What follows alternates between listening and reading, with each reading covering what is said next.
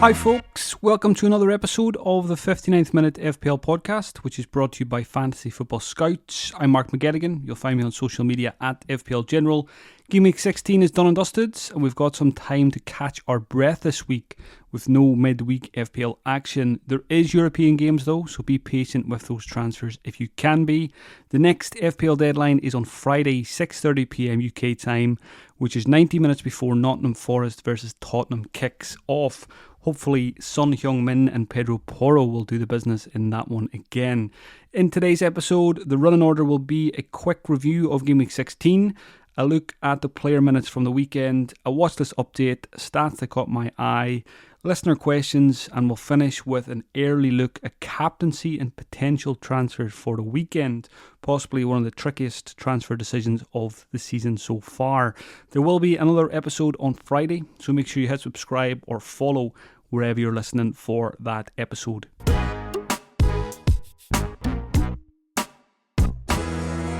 A quick review of Game Week 16. It was another firefighting exercise with the free transfer, selling the injured Brian Mbeumo, brought in Cole Palmer, which he was always going to come in probably this week rather than last week, so not too worried about the blank. Frustrating to see him get a yellow card. He's on 4 yellows now, like a lot of other players, so hopefully he can behave himself for another few weeks.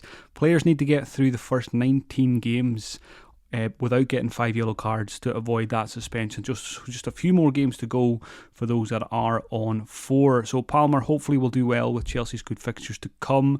Finished on 66 points, went from 158k into the top 100k to 75k. So things are going very well. The wildcard is still available, so I'm feeling good about the season. There wasn't a huge amount of points from loads and loads of players. It was more about big performances from a few. Captain Haaland didn't turn up, had the vice captaincy on Salah for 26. Good example this week of always giving your vice captaincy some thought, because sometimes they are needed. Heung-min Son came through with 17. Pedro Porro, who was brought in last week with another 5-pointer, could have been even more if it wasn't for that late clean sheet wipeout. Elsewhere, Julian Alvarez, another frustrating performance as an owner. Without Haaland, I had high hopes that Alvarez would be in the goals, but it was just an assist, and his time is probably getting short in my FPL team. Those blanks for goalkeeper Johnston, and he went off injured, so that's a concern. Gabriel and Shimikis also blanked, as did Palmer and Anthony Gordon. Watkins did nothing either. But looking at the team for next game week, a lot of the players who blanked in Game Week 16 have much better fixtures in Game Week 17.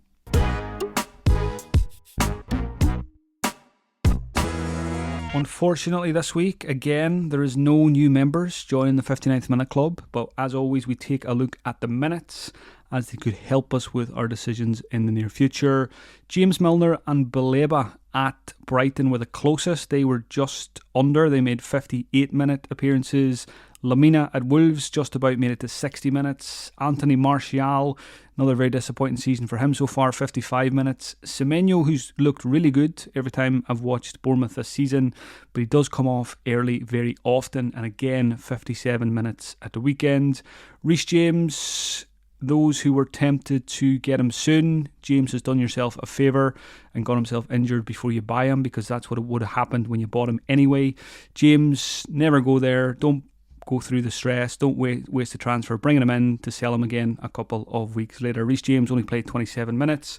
Colwill was benched. He came on for Reece James and actually played 63 minutes, so would have got the clean sheet had Chelsea have kept one, but of course they didn't. Question on Colwill later. Chelsea goalkeeper Sanchez also picked up an injury, so Johnston injured, Sanchez injured. We had Nick Pope injured recently as well, so goalkeepers are falling like flies these days. Johnson with 86 minutes. There was half-time substitutions for Edward and Leon Bailey, both with injury concerns as well. It's the time of year for injuries. Kudus at West Ham, terrible performance from West Ham, losing 5-0. Kudus only managed 64 minutes. Isak also only managed 64 minutes because Callum Wilson is now fit. He came off the bench. That, to me, kills off both options FPL-wise. I don't like the rotation between those two, so I can't see myself buying either unless there's another injury to one or the other. Calvert-Lewin, 67 minutes. Again, a player I find very hard to trust for fitness at this time of year. Martinelli off early again after 70 minutes. And at Liverpool, Szoboszlai and Darwin Núñez both played 74 minutes.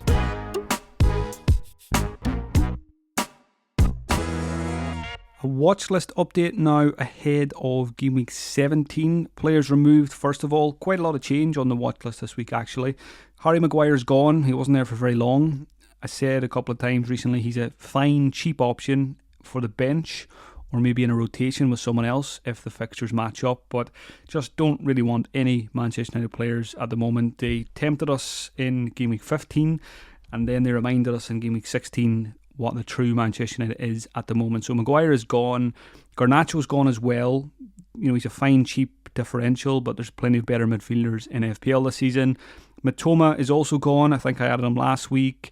On the bench again, came on at half time. Some good underlying numbers in the second half, but give me players that are going to start games and play as close to 90 minutes as possible, please. So Mitoma does not tick that box. Raheem Sterling is also gone from the watch list. It's more so because I have Cole Palmer and I think I'm unlikely to double up on the Chelsea attack. Sterling was benched as well. Maybe some concern there now, longer term, when Nkunku comes back. You know, will Sterling get a huge amount of minutes? I still think he will be first choice, but it was concerning to see him on the bench. And obviously he's not getting a huge amount of attacking returns anyway.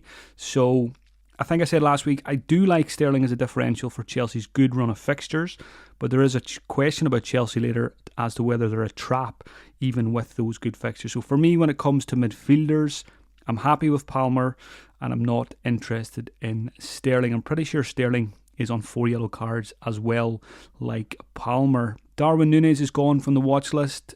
It was about 3 game weeks ago when a lot of people bought him, was the time where I was very tempted to get him as well from Watkins. Didn't do it, and now that that period is over, happy Watkins owner for good fixtures coming up. Darwin will not be coming in, and have removed Isak as well for the reasons mentioned earlier.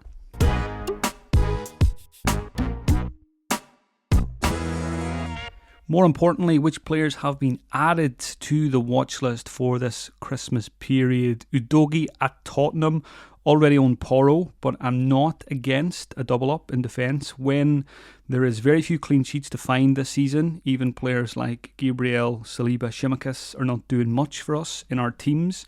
Why not get someone like an Udogie who pops up in the box, scoring goals for a very attacking Tottenham side who have good fixtures. So Udogie is back in my thoughts, as is Pau Torres at Aston Villa. What a season they are having. Pau Torres, a very important cog in their defence. Really good player. Goal threat as well. He's got 2 so far this season and always looks good when I watch Aston Villa. Cash was the best Aston Villa defender at the start of the season. He is no longer an option because he's not in the starting 11 these days and always a bit of a rotation risk. So someone like a Pau Torres, maybe even a Konsa. Diego Carlos was excellent at the weekend, so I think Carlos is the cheapest, might even be 4.4. I think Pau Torres is 4.6.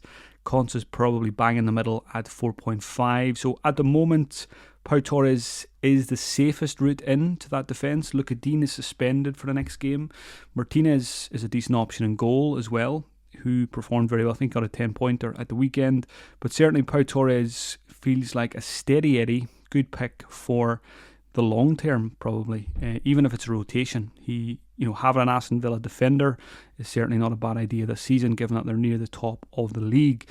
Another defender added, probably chasing points with this one. Shout out to David Mundy, who somehow had him in his team this week. Senesi at Bournemouth. Back-to-back goals for Senesi. I think he's only 4.3 million.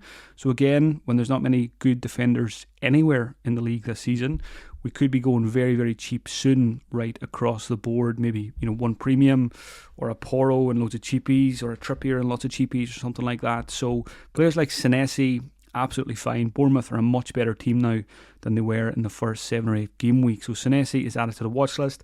So is his teammate Tavernier. I've been playing the Fantasy Scotland game for 3 or 4 years now, and Tavernier's brother at Rangers is an auto captain every week. He plays right back, he takes penalties, he gets loads of assists, he gets loads of goals. He scores about 20 goals a season as a defender. So it makes captaincy in Fantasy Scotland redundant, because if you don't captain him, you basically fall behind week after week. But it might be time to get his brother in FPL. He's, again, playing in a very attacking Bournemouth side. He's taking set pieces and just looks a really good player as well. So again, there's a lot of midfielders added to the watch list this week from teams like Bournemouth and Everton, a couple of players from Spurs as well that are lesser owned, but it always comes back to, are they going to force their way in when we've got Son, Saka, Palmer, Gordon? It's very hard to have these midfielders when we do only have 5 slots. Some people only have 4 if they're playing in a 3-4-3 formation, but certainly someone like a Tavernier as a differential is worth considering now. Similarly, Doucouré at Everton, he just keeps doing it. He keeps popping up in the box, he keeps getting goals. I think he's 5.5 million, and I would rate Doucouré probably higher than Tavernier as an option. He's done it before in FPL throughout the years. He just has that knack of popping up in good positions. He's not the cleanest striker of a ball, he's not the most natural finisher, but he's finding a way and he's in the positions, and Everton are just ticking along very nicely. So Doucouré, again, another cheap option for our midfields. Another player added, and this is with one eye on when I do wildcard. If I ended up in a 3-4-3 formation and I needed a very cheap 5th midfielder for the bench, McAtee at Sheffield United is 4.4 million. He was on the score sheet. I think that was his first league goal of the season, but he had a very good campaign last year for Sheffield United in the Championship, scored plenty of goals. So at 4.4, somebody who can come off your bench, as he did for a few people this week, is a decent option. And I've got more love for Sheffield United now that Chris Wilder is back in charge. Good to see them get a victory. Brennan Johnson and Kulusevski have been added to the watch list. I've got Son, I've got Porro, and watching Tottenham destroy Newcastle, I just came away from that game thinking I want a third Tottenham player. So is that going to be Udogie in defence, or is it going to be a double attack, someone like a Brennan Johnson who's looked excellent in recent games, lots of good chances, been very close to points but not quite converting it? And Kulusevski's been really, really good recently as well. Again, maybe not a huge amount of FPL points, but certainly lots of potential there. So going to keep a very close eye on Johnson and Kulusevski. And when it comes to wildcard, one of those guys could well make it as a differential pick in midfield. Final player added this week. Very happy to add Raul Jimenez back to the watch list after a couple of seasons. An absolute legend in FPL. When Wolves were promoted, himself and Matt Doherty used to link up every week for goals and assists. He's back in the goals recently. Great header at the weekend. Only 5.2 million. So if you're looking to free up funds for other positions, Fulham scoring lots and lots of goals, good underlying numbers last couple of game weeks, which we'll talk about soon. Raul Jimenez is a very decent FPL option now.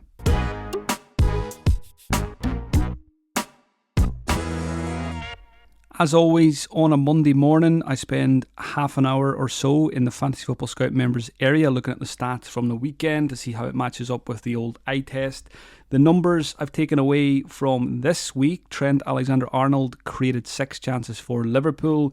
If you've had him for the last 4 or 5 game weeks, well done. Plenty of us who don't have him would love to, and it's obviously very, very hard to get there. I still don't think he's a must-have pick.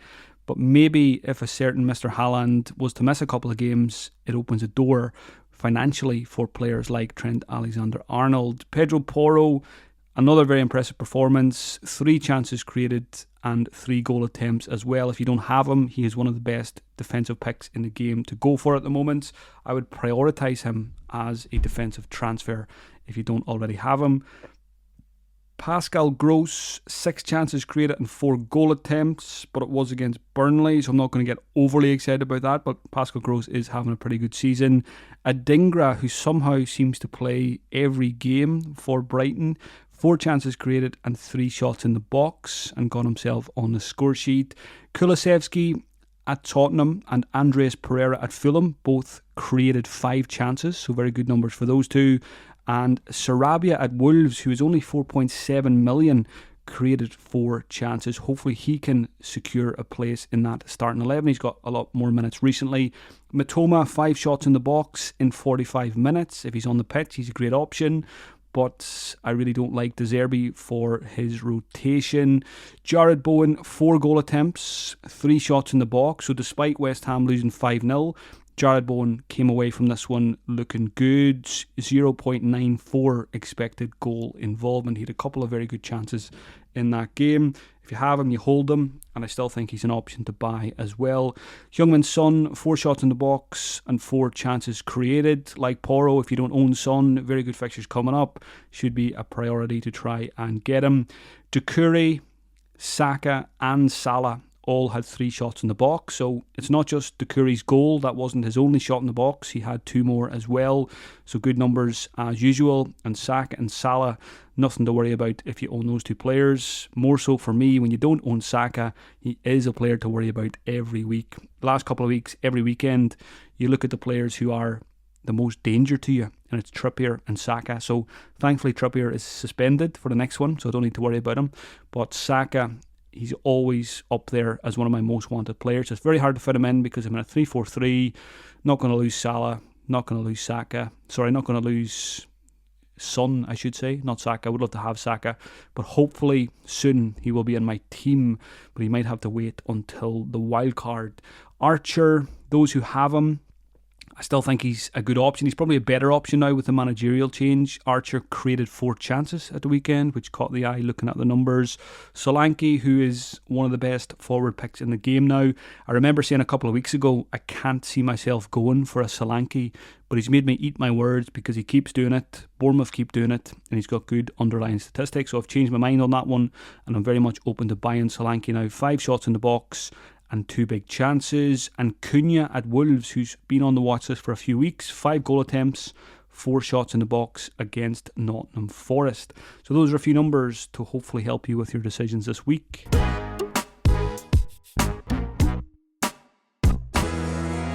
Before I get stuck into listener questions, a quick Patreon plug. FPL content creation is my full-time job. It has been for 5 years now. I'm very lucky to be able to say that.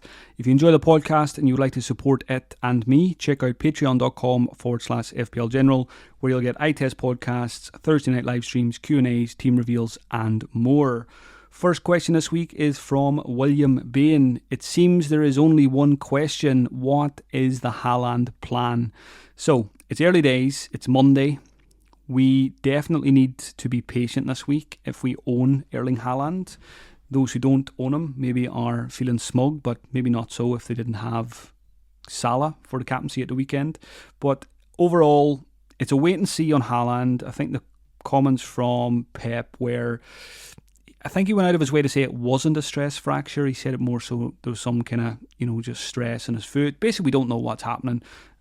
Said he wasn't able to walk a couple of days ago, but then Haaland came to him and said he was able to walk and there was no pain. So it's all up in the air and we don't really know what the real story is. So the scenario we are in, Manchester City have a great fixture against Crystal Palace in the next game week, so you really want Haaland to be fit for that one. But then they've got the blank. After that, they've got Everton away, which is not an easy fixture these days. Plenty of clean sheets there for Everton recently. And then in game week 20, it's Sheffield United at home for Manchester City. So again, those Crystal Palace in 17 and Sheffield United in game week 20 is really game weeks where you'd want to own and probably captain Erling Haaland. So every team is different here. If you don't have a wild card available, you're probably going to have a big decision to make. Do you just hold them and hope for the best and maybe, start them against Palace, but maybe don't captain and let a sub come in if need be? If you're in my scenario and you do have a wild card, it's very tempting to lose him. Lose him for Palace. He's gone for the blank game week. Maybe even survive without him against Everton away. And then if it's a game week 20 wild card, bring him back in for Sheffield United. Obviously, you could wild card the week before, game week 19 to bring him back in as well. So it's going to be a very interesting week FPL-wise in terms of what do we do with Erling Haaland. And there's no point talking about it too much yet because we need more information. Hopefully we do get some. by the time I record the podcast on Friday, before the Friday deadline. Hopefully we'll be able to cover this in more detail. So I will come back to Haaland on that episode with, what do we do in scenario A, B, and C. If there is bad news and he's ruled out, at least of this game week, I think if he's ruled out of 17 or he's a huge doubt, you probably can't lose him because he's got the blank the week after. And then the question is, where do you go? If you don't have Watkins, or if you sold him recently, that's the obvious move. Get Watkins back in. Don't overthink it. And then I think Solanke is probably the next best. Good numbers, good returns, good fixtures, good team. Obviously, if you have two frees, some people might lose Haaland, downgrade him big time. If you don't have Son, if you don't have Salah, if you don't have Saka, you probably go that route. But the big one is, if we do end up selling him on Friday, the most important thing is think, how am I going to get him back? Am I going to leave cash in the bank to do so? Or am I going to lose a big player in a couple of weeks' time to get him back in? So very, very interesting. I won't waste too much time talking about him because, like I said, we need more information and we'll come back to that on Friday. Question from Sean Henderson. Transferred in Sanchez for Johnston. Now he seems to be injured. Who would your replacement be? It doesn't seem like there is a standout at the moment. Yeah, very unlucky those who went Sanchez last week to pick up the injury. Obviously, we don't know yet how bad that injury is. Maybe he'll be okay, so keep an eye on that on Thursday and Friday in the pressers. If you need to sell Sanchez, or if you're a Johnston owner like me and he gets ruled out for a while, other people maybe still have Nick Pope. Areola owners will just have to sell him soon anyway, regardless, because of the results and the lack of clean sheets. Where do we go for goalkeeper? So this changes every week, but I still think Dubravka, because of his price, is up there as probably the best one. And now that Turner got a start for Nottingham Forest, you could go Dubravka Turner, because if Turner keeps his place now, which he could, then you've got Turner to fall back on in the worst case scenario, that if Newcastle sign a goalkeeper in January, at least you've got another one, which buys you a little bit of time, maybe to free up a bit of cash then to get a different goalkeeper. So I still think if I was wildcarding this week, for example, I probably would go Dubravka Turner, just spend the minimum and put the cash elsewhere in the squad. Other goalkeepers that I like, Leno at Fulham at 4.7 million is now the number one point scoring goalkeeper in FPL. It doesn't come as a surprise because he had a very good season last year. He's got the most bonus of all goalkeepers, which I think is 10 in total. So Leno's just a good goalkeeper you can plug in and leave him all season, and he should return a good value for money. Neto at Bournemouth has emerged because they've improved. He's only 4.5, so maybe if you can't afford Leno and you don't want Dubravka, or you're maybe tripled up on Newcastle already, or maybe you just don't really want Newcastle picks because they look tired at the moment and they're short of players. Pickford at 4.4. A lot of people were there at the start of the season, and it's only recently that he's actually started to become a decent option. And then you've got Martinez at Aston Villa at 5 million. Maybe you just spend a little bit extra, buy a goalkeeper, a very good goalkeeper from a very good team, and maybe the 5 million will give you good value there as well. So overall, there is options. Dubravka, Leno, Neto, Pickford and Martinez, I think, are all fine options. But for me, I'm still leaning towards the cheapest combo of Dubravka and Turner. When it comes to the transfers later, I'll talk about it. But if Haaland's okay, I think I'll probably be making a goalkeeper transfer this week, because I've got Johnson, who's possibly injured, just don't know for how long. And I've got Turner, but don't really want to play him against Tottenham. So I might take a goalkeeper punt for a couple of weeks before I wildcard, because the wildcard is probably looking like game week 19 or game week 20 for me at this stage. Question about that soon. Another goalkeeper question from FPL Tom. For managers who have the Johnston Areola double up with no free transfers, is it worth taking a -4 for Dubravka? And if so, which player would you lose? So yeah, if you're looking into the prospect, like a lot of people were last week, of having no goalkeeper, then -4 is absolutely fine. Get the goalkeeper switch done, take the -4 hits and move on with your life and your FPL life. Johnston Areola, if you are going to sell one of them, I think you sell Johnston because it frees up more cash than selling Areola does, and that could come in handy for the next transfer that you make in the future. So Dubravka for a -4, absolutely fine. The next 3 fixtures for Newcastle are better than the recent ones. They've got Fulham, Luton and Nottingham Forest. So it feels like an okay time to take a -4 for a Dubravka. Question from FPL Odo. Shopping for a defender. Have 3 names in mind at the moment in Colwill, Livramento and Pau Torres, but I don't feel excited at all. Already own Tsimikas, Saliba and Pedro Porro. So good that you've got Porro in there already. I was looking at the defenders on the FPL website yesterday. I sorted it by ownership. And I was looking at the top 7 or 8 defenders for ownership. And I went through the list and I thought to myself, for almost each one of them, no interest at the moment. So it's a very odd season. The highest owned defenders are not necessarily fantastic FPL picks at the moment. I don't think Porro was in the top 7 or 8. He was probably 9th or 10th in terms of ownership, but that's going to change very quickly. He could shoot right to the top over the next couple of game weeks because of his recent performances and the fixtures as well. So the question was about Colwill, Livramento or Pau Torres. So Livramento, I mean, he's definitely going to play this week because Trippier's suspended, so he'll play left or right. He'll probably play right this week, you would imagine, with Hall probably coming in at left back. Pau Torres, we mentioned earlier, I really like him as a steady pick, kind of long term. You could obviously go Consa there instead, or even a Diego Carlos, but to me, Torres feels the safest. Colwill, everybody, not everybody, but a lot of people were eyeing him up this week, me included, because this is when Chelsea's fixtures really turn for the better. But he was benched, which gives me slight pause, but I do still expect him to come in and start the majority of games. So I still like Colwill as an option, but maybe Pau Torres is the answer. Maybe Aston Villa, obviously a much better team than Chelsea this season so far. So I probably would go Pau Torres over Colwill and probably over Livramento at the moment as well. But yeah, Livramento probably is still a good option, but it's hard to look past Villa at the moment. FPL Bafana's question is related. Are Chelsea's common good fixtures on paper potentially a trap like they were at the beginning of the season? So other than Carlton Palmer, shall we steer clear from the Blues? I love that Bafana has called Cole Palmer Carlton Palmer here. I'm guessing Bafana is a bit older than me possibly and enjoyed watching Carlton Palmer back in his playing days. So Cole Palmer, I do think is still a great pick. If you don't have him, he'd be near the top of the shopping list for me. 4 yellows is a concern, but you don't let that stop you. You just get him and you hope that he doesn't get one in the next couple of games.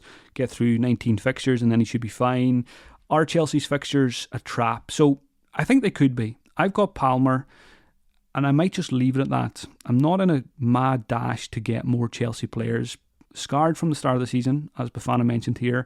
But when you look at the numbers as well, expected goals conceded, Chelsea ranked 10th, so nothing special there whatsoever when you think about their defenders and their goalkeeper. And obviously they might not have Sanchez now as well, so that potentially weakens them, although maybe it strengthens them if the backup is better, because I don't think Sanchez is the best goalkeeper in the league. In terms of XG, Chelsea ranked 4th in the league, so that's much better than their expected goals conceded numbers. But they are 12th in the Premier League with just 19 points, 26 goals scored, 26 goals conceded. Fixtures are good though. Sheffield United, Wolves, Crystal Palace, Luton, Fulham. I say they're good, but when you look at it in more detail, Sheffield United, new manager, performing better. Wolves, good team, score goals. Crystal Palace, okay, that's probably a good one with all the injury issues they have. Luton away, that hasn't been easy for anyone recently. And then you've got Fulham, who are scoring a lot of goals. So maybe Chelsea are a trap. And like I said, I've got Palmer, and that might be it. I'm not in a rush. I certainly wouldn't be tripling up on Chelsea for the fixtures. Question from Barakas. Would you recommend bringing in Porro in place of Tsimikas? And what would you do? And would you do it for a -4? Yeah, I don't mind that. I own Tsimikas, but I'm always concerned about him starting. I always sweat over the Liverpool team sheet. And looking at the fixtures for Liverpool as well, I don't see a huge amount of clean sheets because the next 4 they play Manchester United, Arsenal, Burnley and Newcastle. So Burnley's good. Manchester United is probably good as well, but don't like Arsenal and Newcastle in there. So Tsimikas for me, if I wildcarded this week, again I say that a lot, but I'm probably not going to do it. If I did, I'm not sure Tsimikas would survive. I'd probably remove him for some of the other players I mentioned earlier. So Porro, prioritise him, and I don't even mind it for a hit, because if you think about Porro in the next 4 against Forest, Everton, Brighton and Bournemouth, There's going to be attacking returns in there. So I would back him to outscore Tsimikas by more than 4 points over that spell. Question from Shirts of Arsenal. Is it worth taking a -4 to get Son? And also, should I do it now because I won't have any money in the bank if there is a price change? Yeah, again, like Porro, Son, fine to take a -4 to get him. Obviously depends who you are selling him for. I wouldn't sell Salah, for example. I wouldn't sell Saka.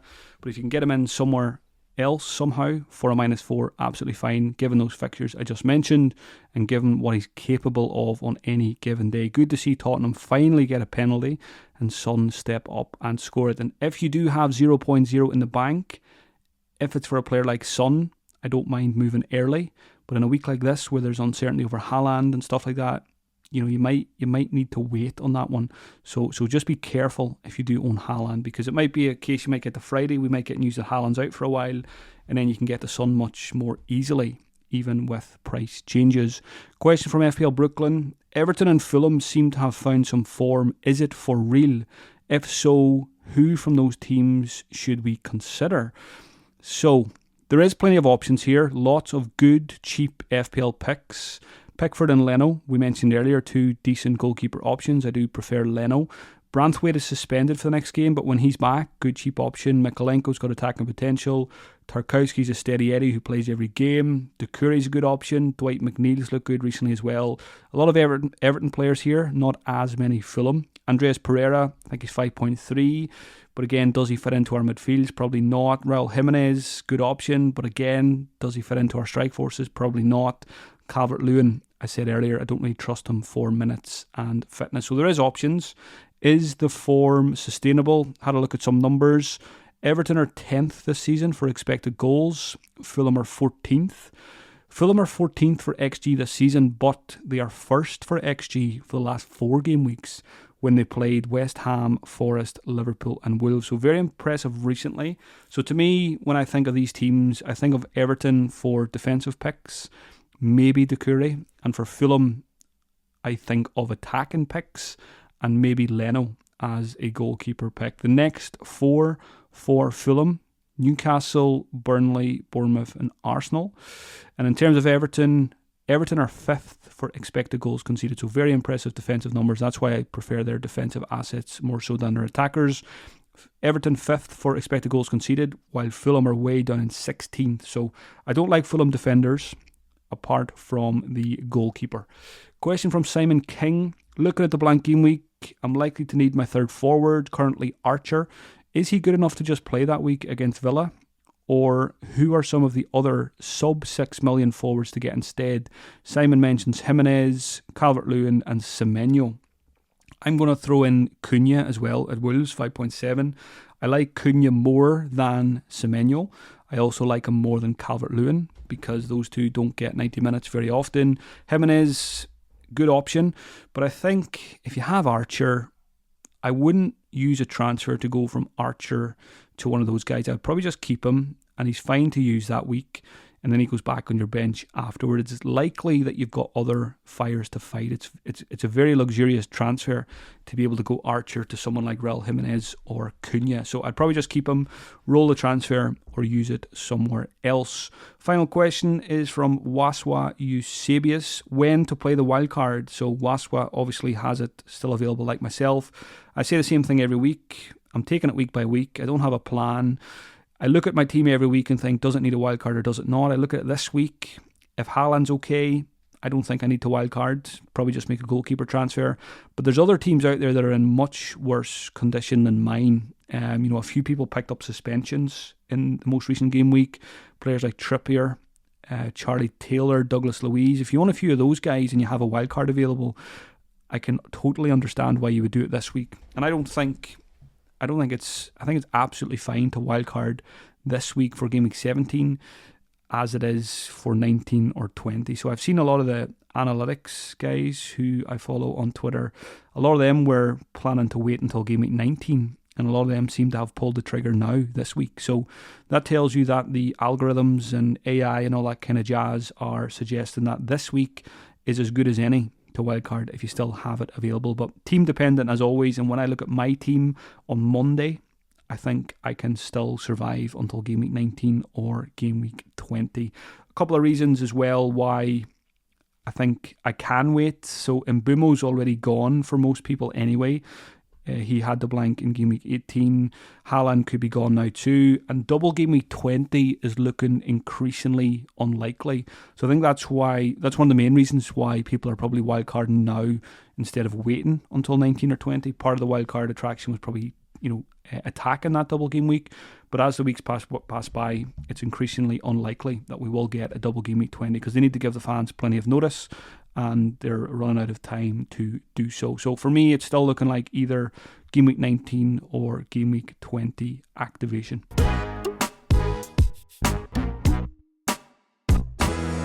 Moving on to game week 7 captaincy. Obviously, Haaland fitness dependent. If Haaland was okay, he would be a great captaincy candidate at home to Crystal Palace. If Haaland is ruled out, is Alvarez one of the best captaincy candidates against Crystal Palace? As an owner, I'm going to say no. He's an extremely frustrating FPL pick to own. You would think playing up front for Manchester City, he would walk into goals, but he doesn't. He still drops deep, and he's just not a fantastic FPL pick. And he's probably been in my team a little bit too long, given his returns recently. He's ticking along, but he's not, producing huge amounts of returns.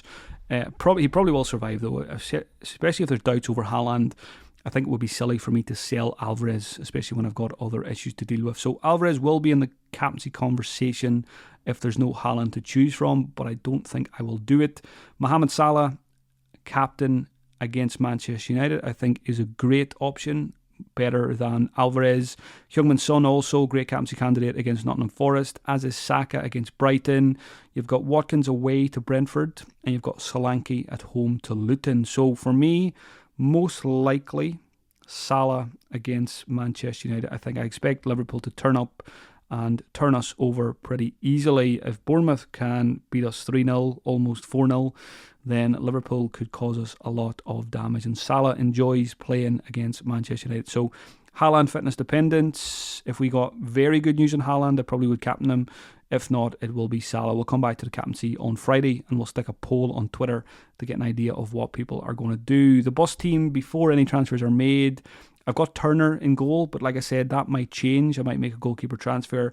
Porro, Gabriel, Tsimikas. Don't feel great any week these days really about Gabriel and Tsimikas, but I mean, who else do you buy? Salah, Son, Gordon and Palmer, that's good. The cheaper guys have good fixtures this week. Up front, hopefully Haaland, Alvarez and Watkins. My very early transfer thoughts on Monday morning. If Haaland gets ruled out, probably just make a straight switch to Solanke, who plays Luton, Forest and Fulham, which is a nice little spell before I play my wild card. I was this week, before game week 16 happened, I moved on the Thursday night for Cole Palmer because I wanted to save 0.1 because I had 2.1 million in the bank, which would have allowed me this week to make a straight swap from Gabriel to Trippier. But now Trippier is suspended. Obviously, I will not be making that move this week. Other option, if Haaland's okay or if there's doubts over him, I'll just keep him. So I think Johnston to Dubravka would be a good use of my free transfer. I could obviously go for one of the other goalkeepers mentioned earlier, Neto, Leno, Pickford, etc. But I do like Dubravka as a cheap option. And then I could just bench Turner because I do not want to start him against Tottenham. And I've noted down here, why not play the wild card? Again, I think the team's fine. I went through the bus team there. I don't think my team specifically needs it this week, and it's been doing absolutely fine without it. So I'm going to hold off a little bit longer.